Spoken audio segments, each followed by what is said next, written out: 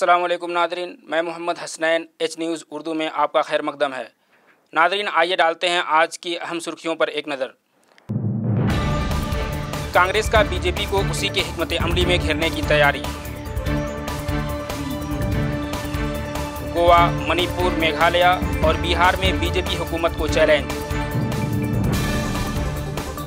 राष्ट्रीय जनता दल के लीडर तेजस्वी यादव भी बीजेपी हुकूमत को करेंगे चैलेंज। पाक की नापाक हरकत, फायरिंग में जवान शहीद। रमज़ानुल मुबारक के आगाज के साथ मसाजिद मुनव्वर और बाजार लोगों से पुर। अब खबरें तफसील से। कांग्रेस का बीजेपी को उसी के हिकमत अमली में घेरने की तैयारी। नादरीन, हम आपको वाज़ह कर दें कि कर्नाटक का नाटक हल होने के बजाय और पेचीदा होता चला जा रहा है। जुमेरात को BS येदियुरप्पा के हल्फ लेने के बाद 4 रियासतों में अपोजिशन ने मुखालफत की आवाज़ बुलंद की है। गोवा, मणिपुर, बिहार और मेघालय में अपोजिशन बीजेपी को उसी के चाल में घेरने की कोशिश में मसरूफ़ हो गई है।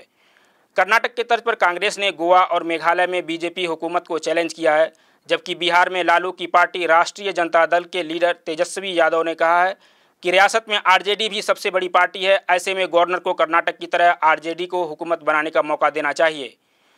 उधर गोवा, मणिपुर और मेघालय में कांग्रेस लीडरों ने गवर्नर से मुलाकात के लिए वक्त मांगा है।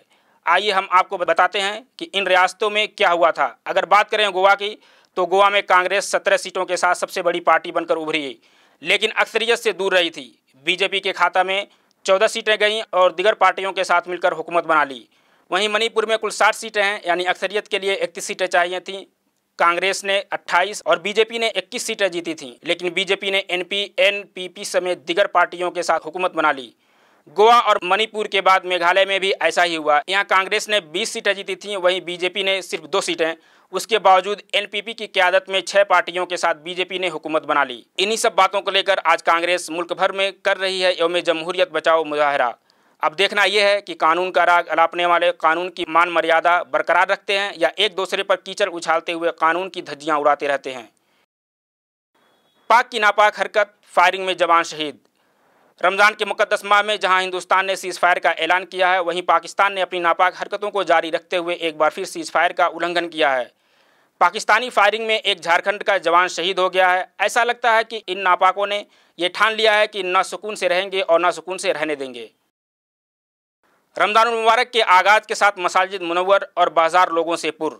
शदीद तरीन गर्मी के दौरान पूरे मुल्क में माह मुक़द्दस रमज़ानुल मुबारक की शुरुआत हुई।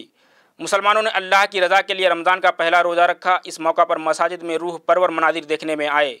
मुसल्लियों की तादाद में खासा इजाफा हो गया। मसाजिद को रोशनियों से मुनव्वर किया गया। रमज़ान का चाँद देखते ही मसाजिद में तरावीह का एहतमाम किया गया। साथ ही इस मुक़द्दस माह की इबादत, रियाज़त और क़ुर्ब इलाही पाने और रज़ा इलाही के लिए नमाज़ों के साथ साथ खुसूसी इबादत और दुआओं का एहतमाम भी किया जा रहा है। तमाम मसाजिद बशमूल शहर हैदराबाद की मरकज़ी तारीख़ी मक्का मस्जिद में नमाजियों की तादाद में इजाफ़ा देखा गया। साथ ही कुछ जगहों पर मस्जिदें अपनी तंग दामनी की शिकायत करने लगी हैं। नादरीन, H न्यूज़ उर्दू में ख़बरों का सिलसिला ख़त्म होता है। मोहम्मद हसनैन को दीजिए इजाज़त। अल्लाह हाफ़िज़।